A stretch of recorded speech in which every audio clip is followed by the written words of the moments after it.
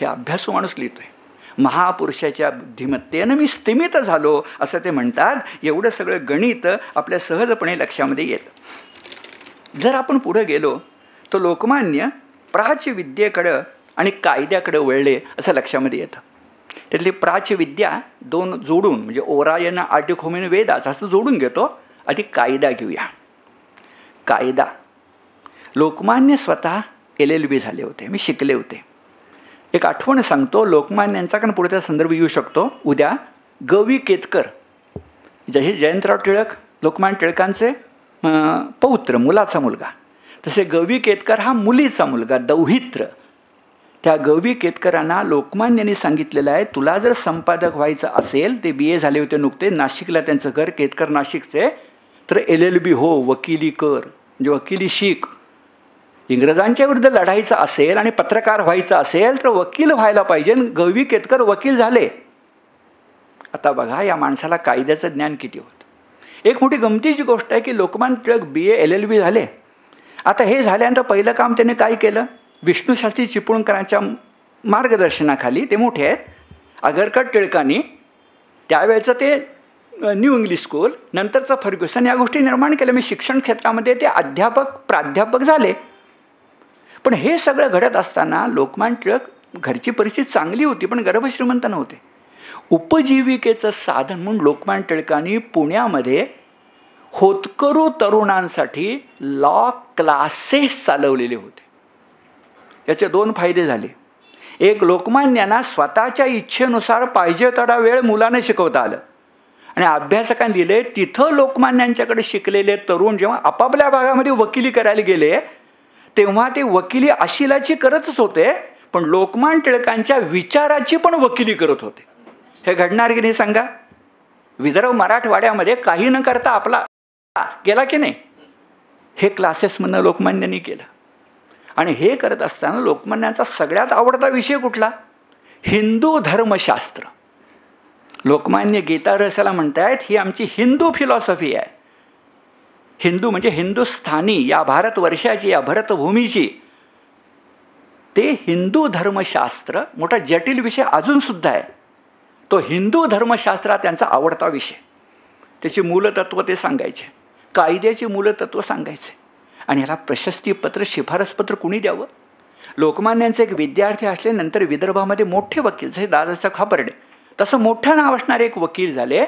त्यांना आठवणीमध्ये लिहून ठेवले की लोकमान्य टिळकांना माहिती नव्हतं, पण जेव्हा लोकमान्य टिळक हिंदू धर्मशास्त्रावर बोलत होते तेव्हा मागच्या बाकावर न्यायमूर्ती रानडे येऊन बसले होते आणि लोकमान्य टिळक हिंदू धर्मशास्त्राबद्दल काय बोलतात ते ऐकून थोड्या वेळा निघून गेले.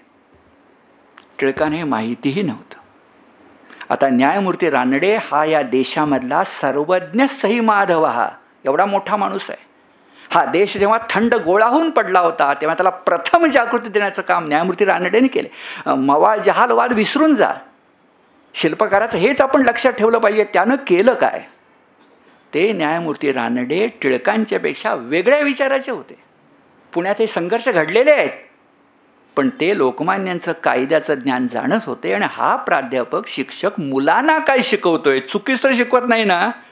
आणि हिंदू धर्मशास्त्र ऐकायला येऊन मागं बसतात, म्हणजे काही कीर्ती कानावर गेली असली पाहिजे की नाही. आणखीन एक प्रसंग आहे.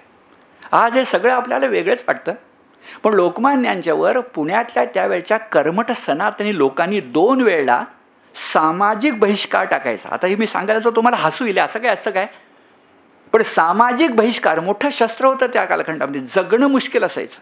हे 2दा ठरवलं.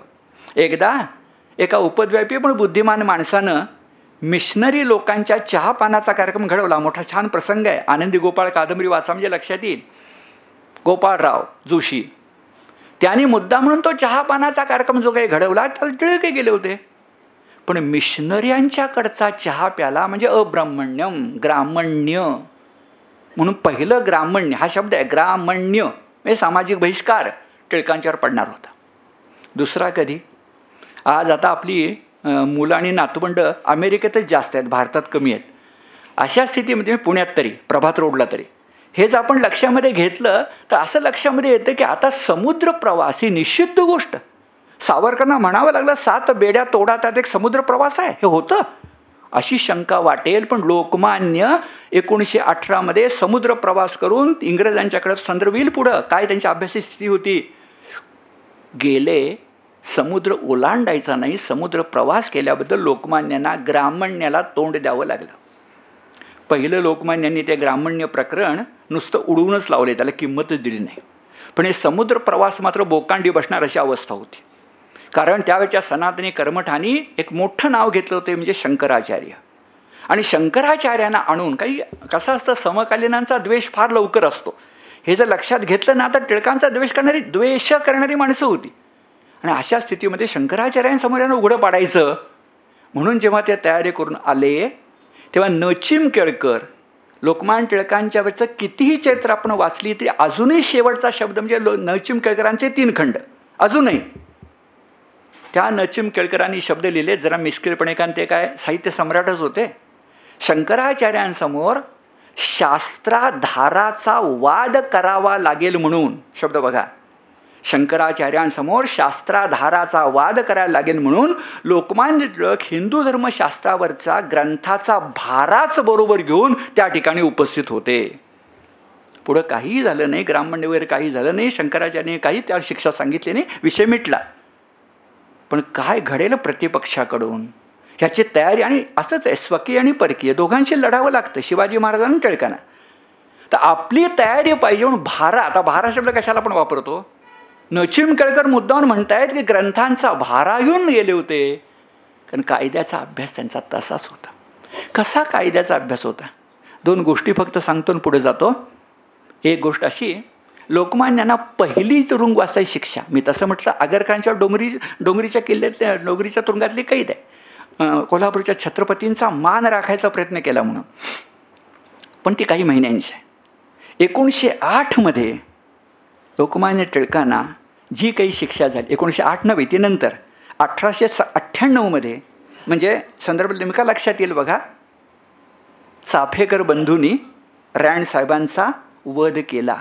तारीख कुठली आहे, 22 जून 1897. आणि 1898 लोकमान्य टिळकांना 1.5 वर्षाची सक्त मजुरी झालेली आहे. चाफेकर बंधूंच्या 3 भावांच्या फाशीच्या मागची बुद्धिमत्ता टिळकांची होती, या भूमिकेतून शिक्षा झालेली आहे. म्हणून मग सावरकर नंतर म्हणालेत की आम्ही क्रांतिकारक तलवारीचं पातं आहोत आणि लोकमान्य टिळक म्हणजे त्याची मूठ आहे. हे टिळक हे काय म्हणतात सावरकर, हे टिळकचे तर नीट वाचलं तर लक्षामध्ये येतं. ती मूठ दिसत नाही, पातं दिसतं. लोकमान्य असेच होते. तर त्या कालखंडामध्ये लोकमान्यांना ही जेव्हा शिक्षा झाली तेव्हा शिक्षा झाली, 1.5 वर्ष झाली, प्रसंग कायद्याचा अभ्यासच आपला चालला आहे. शिक्षा झाल्यानंतर त्यावेळच्या भाषेत प्रिव्ही कौन्सिलकडं अपील करायचं. लोकमान्यांनी प्रिव्ही कौन्सिलकडे अपील करायचं ठरवलं. यावेळा लोकमान्यांनी या 1.5 वर्ष शिक्षा होण्याच्या का त्या राजद्रोहाच्या म्हटलं तर पहिल्या खटल्यात काय केलं होतं, इंग्लंडमधले 2 नामांकित वकील आपल्या बाजून उभे केले होते. एकाचं नाव प्यू आणि एकाचं नाव गार्थ. हे नामांकित वकील होते. असं वर्णन केले की हे जेव्हा या खटल्यासंदर्भात लोकमान्यांशी अधिक कायद्याची चर्चा करायला लागले तेव्हा त्या दोघांनी डायरीमध्ये लिहून ठेवले की आम्ही टिळकांशी चर्चा करताना राजकारणी पुढारी असेल म्हणून चर्चा करत होतो, पण आमच्या लक्षामध्ये आलं की या पुढाऱ्याचं कायद्याचं ज्ञान अत्यंत सूक्ष्म आहे. असे ते प्यू आणि गार्थने लिहिले. पुढचा प्रसंग तर विलक्षण आहे. टिळकांना शिक्षा झाली, पुढे ते कायम झाली, पण अपील करायचं. शिक्षा सुनावल्यानंतर न्यायमूर्तींनी टिळकांना तिथूनच तुरुंगामध्ये नेण्यात आलं. तुरुंगामध्ये एकटे होते, जवळ कायद्याचं पुस्तक वगैरे काही नव्हतं. पुढच्या प्रसंगाला संदर्भ आहे. आज शिक्षा संध्याकाळी 4 वाजता झाल्यानंतर निकालपत्र लगेच काही मिळत नाही. ते मिळून दुसऱ्या दिवशी चर्चा 9 वाजता करायची असं प्यू आणि गार्थनी ठरवलं आणि सकाळी दोघे चर्चा करायला बसले अपिलाचा मसुदा. आणि प्यू आणि गार्थ अशी चर्चा करायला सकाळी 9 वाजता त्यांच्या त्या कचेरीमध्ये बसले. तेव्हा तेवढ्याच वेळात 9-10 वाजेच्या दरम्यान लोकमान्य टिळकांच्याकडून एक निरोप आला, ज्यानं काही कागदाची भेंडोळी आणली होती, त्यावर पेन्सिलनं काहीतरी लिहिलं होतं. प्यू आणि गार्थने विचार केला की टिळकांच्याकडनं आलंय, महत्त्वाचं असणार, तुरुंगातून आलंय, पण नंतर वाचूया, अगदी निकालपत्र काय आहे ते तरी वाचूया. का निकालपत्रे लोकमान्याने ऐकलं होतं, यांनी पण ऐकलं होतं, वाचलं नव्हतं. म्हणून 9-10 वाजता त्यांनी निकालपत्र पूर्ण वाचलं आणि आता अपिलाचा मसुदा लिहूया म्हणून पिऊ आणि गार्थने सुरुवात केली. तेव्हा आठवलं की टिळक मोठे आहेत, टिळकांच्याकडून काही कागद आले ते आपण बघितलेच नाहीत.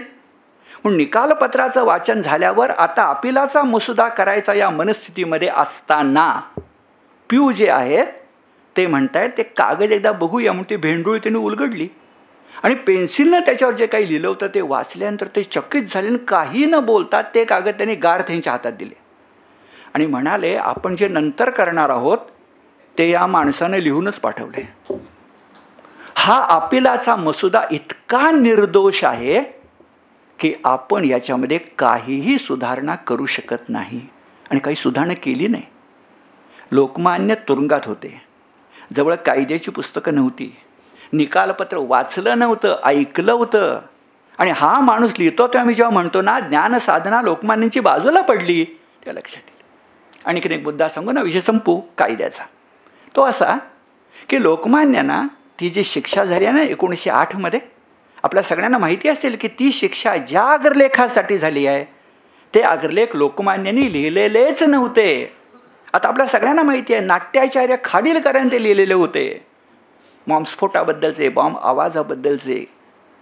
पण संपादक म्हणून त्या 4 आणि 6 लेखाची सगळी जबाबदारी खाडीलकरांच्यावर न देता लोकमान्य स्वतः स्वीकारली. आणि असं वर्णन आहे की त्यावेळेला लोकमान्यांचं वय झालं होतं, 50 उलटून गेले होते, मधुमेहानं देह पोखरला होता, हे सगळं न्यायमूर्ती दिसत होतं. तर काहीतरी शिक्षा कमी होईल अशी भावना होती पण झाली नाही.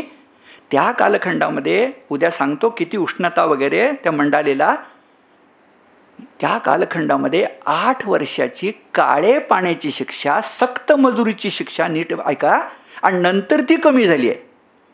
जेव्हा निकालपत्र घोषित केलं तेव्हा ती काळे पाण्याची शिक्षा आहे, ती सक्त मजुरी शिक्षा आहे. नंतर सक्त मजुरी लागली नाही, काही कलम उपयोगी पडली. पण टिळक जेव्हा ऐकताय ते प्रसिद्ध वाक्य आहे, या न्यायालयापेक्षा वरचं न्यायालय वगैरे वगैरे, त्यात मी आता जात नाही. त्या कालखंडामध्ये लोकमान्य टिळकांनी आपली बाजू स्वतः मांडलेली आहे. आता काळ बदलला आहे, आता पिऊ गार्थ नको होता, आता अभ्यास अधिक झाला आहे. आणि या राजद्रोहाच्या महत्त्वाच्या खटल्यामध्ये लोकमान्य टिळकांनी बाजू स्वतः मांडली आहे. आता न्यायालयामध्ये आजचं बोलणं थांबून उद्या बोलायचं मागच्यापासून बोलतात, ते सगळं मोजायचं असतं, दिवस जास्त लागतील. पण लोकमान्य टिळकांनी आपल्या बचावाची बाजू 21 तास 10 मिनिटं मांडलेली आहे. 21 तास 10 मिनिटं. आणि उल्लेख असा आहे की त्यावेळा लोकमान्य टिळकांनी आपली बाजू मांडताना कायद्याची जी पुस्तकं सांगितली, कायद्याची जी कलमं सांगितली ब्रिटिशांच्या कायद्याची, ती पुस्तकं भारत देशामध्ये फक्त टिळकांच्याकडे होती आणि कुणाकडेही नव्हती. हा जर इतिहास असेल तर इकडं राजकारणामध्ये एवढा भाग घेणारा माणूस ज्ञानलालसेमध्ये कायद्याचं नवं पुस्तक, पुन्हा सांगतो जहाजानं पुस्तक येत होती, मिळायला वेळ लागायचा. अशा कालखंडामध्ये जेव्हा ज्ञानलालसा वाढवतो त्याला तोड नाही. शेवटचा मुद्दा, त्याच्या काही गोष्टी आहेत. पहिला गणिताचा, दुसरा कायद्याचा, आणि आता मलाही आवडतं प्राच्यविद्येचा. लोकमान्यांचे 2 मोठे ग्रंथ आहेत ना, एक ओरायन आणि दुसरं आर्टिक होमिन वेदास.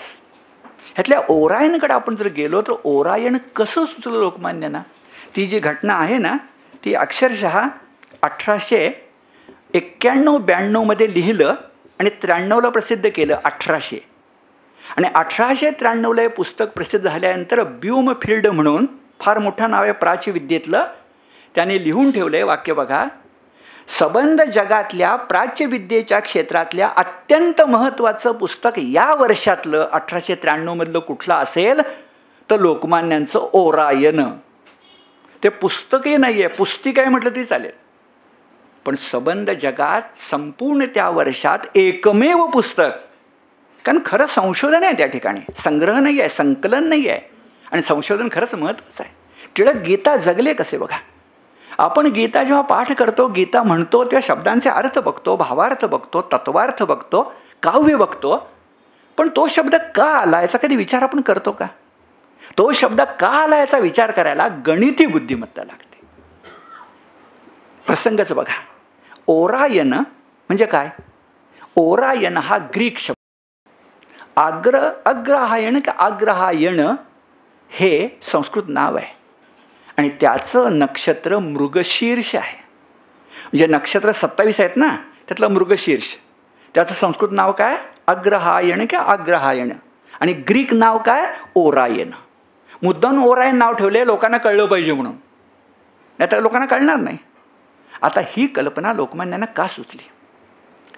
कशी ज्ञान साधना आहे बघा. लोकमान्य म्हणतायत गीतेमध्ये 10व्या अध्यायामध्ये 35व्या श्लोकामध्ये विभूती योग सांगताना सगळे उत्तम विभूती सांगता सांगता का भगवंत म्हणतात मासाना मार्गशीर्षोहम?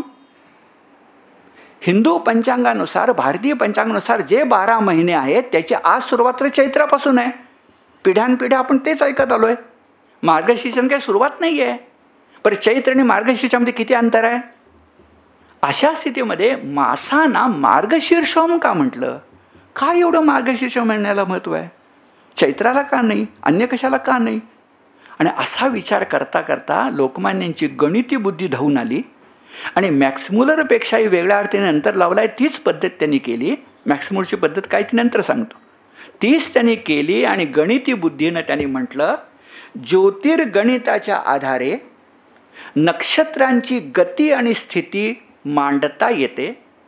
जगातल्या सगळ्या गोष्टी बदलतात, पण पृथ्वीच्या जन्माच्या पूर्वीपासून जे नक्षत्र आहेत त्या नक्षत्रांची गती बदलत नाही.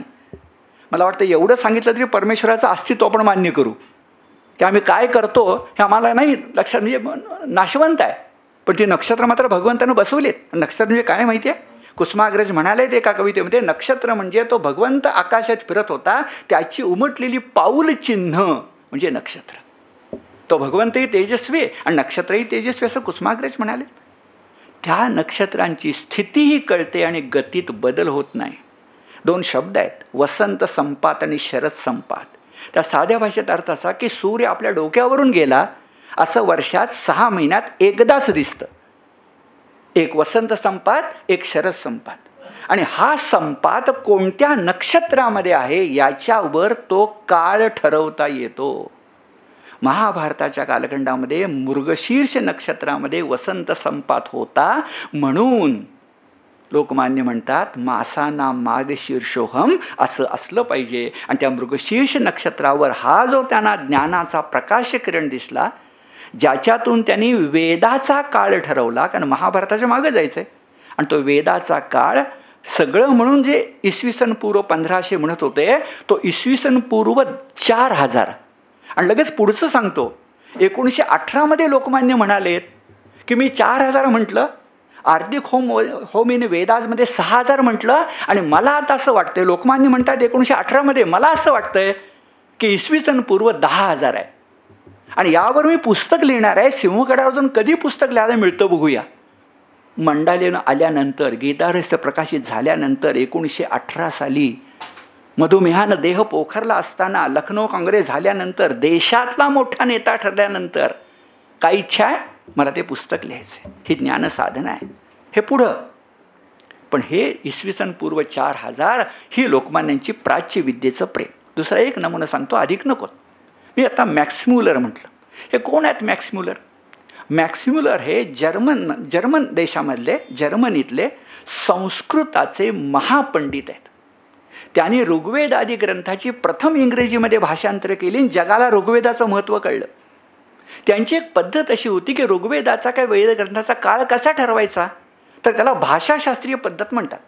म्हणजे अमुक एक शब्द हा त्या कालखंडात होता, तो शब्द आहे ना, मग तो कालखंड असला पाहिजे. म्हणजे भाषेमध्ये जे बदल होतात, बदल कसे होतात? शब्दांचं रूप बदलतं, वाक्यांचं रूप बदलतं, वाक्याची मांडणी बदलते, वाक्याची मोडणी बदलते. हे सगळे भाषाशास्त्राचे निकष आहेत.